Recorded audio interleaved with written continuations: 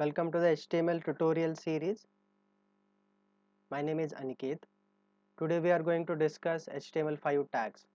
In previous tutorial series we have discussed HTML input types. In this tutorial we'll start with which are the new tags added by HTML5. So to discuss I will just open one image. So what is difference between HTML and HTML5? In HTML usually we'll use div tag to define our page. For example, for header, for menu, for left panel, for main content and footer, we have to use what div tag. Now instead of using div tag, what they have implemented is that is HTML5 tags. These HTML5 tags are called as semantic tags. Semantic means the tags which have a meaning. So instead of only using div tag, because if you are using div, it is a division. So it does not inform which type of division or a section it is, right?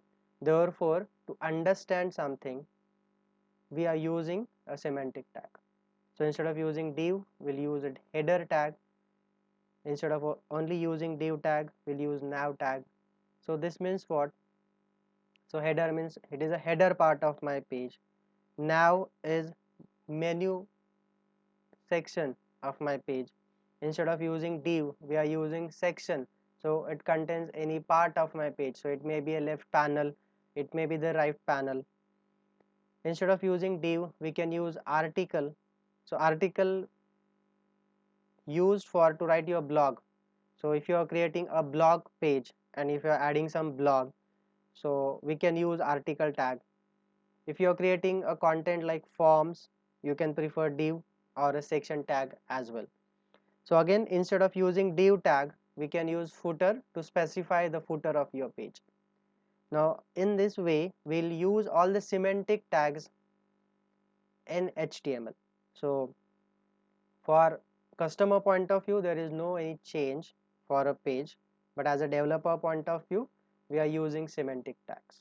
Okay, this is a HTML5 recommendation that if you are using HTML5 features, you can use the semantic tag to write your content. Similarly, if you are working with HTML5, you need to add one statement as a first angle bracket exclamation mark doc type HTML and angle bracket close. So this doc type is a document type. This informs to the browser that we are using HTML5 features or HTML5 tags, input types, attributes in my web page. Okay, so always specify doc type HTML as a first line in your page. It is for browser. Okay, now we have discussed all these tags. For a practical, I would like to explain you the two tags. One is video tag and second is audio tag. So if I want to create a video and you want to show to the browser that is on the page, so how HTML5 provides a tag? So first of all, I will start with video tag. For that you need to use tag video. For the video tag, you need to specify its height and width, how much area it will take on your page. So I will add height is 200 pixel, width I will specify 300 pixel, and I will add controls as a attribute. Now this control is for whenever I want to add controls like play button, pause button, volume button, download button. So all these options should be available on the video for a customer, for our viewer, so that user can play a video, pause a video, can adjust the volume size. So for that we need to add controls as attribute. Now inside this video tag we'll add source. Inside it we'll use src. In the src we'll specify the file name. So I have already downloaded one sample video, so that is video.mp4 file. As well as you need to specify type equals to in double quote, the type is video slash, you need to specify the extension of your video file, so that is mp4. Okay, slash and close the source. I will save the changes, will open the output. So if you see, so video is there, right? So I'll just mute it because I don't want to voice in the recording. So I'll just play the video, so you can see the video is working. So we have a play button, pause button, you can adjust the volume, you can resize the screen as well. So this option is available because we have added the controls attribute. Similarly, we can specify the audio tag. So again, for a sample, I have added one audio.mp3 as a sample file. Way of writing audio and video tag is same. So here I will add audio tag. For audio, we do not have to specify height and width because it does not have any view area. Obviously, we need to specify controls.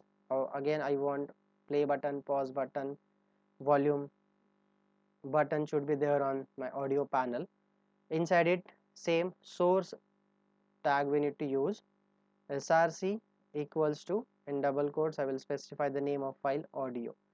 Here also will specify type equals to, in double quotes, audio slash extension of your file, that is mp3.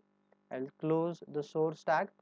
Simple. I will save this. Now we'll check the output in browser. So we have this audio panel as well. Okay, again I will just mute this and I will play. So you will see this audio is also started, right? You can pause it, you can adjust the volume as well.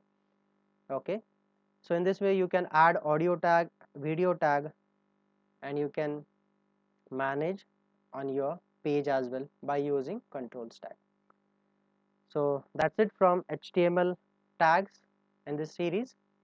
In the next tutorial series, we are starting with CSS. So please like and subscribe the HTML tutorial series, and I will share the CSS series as well. Thank you so much guys.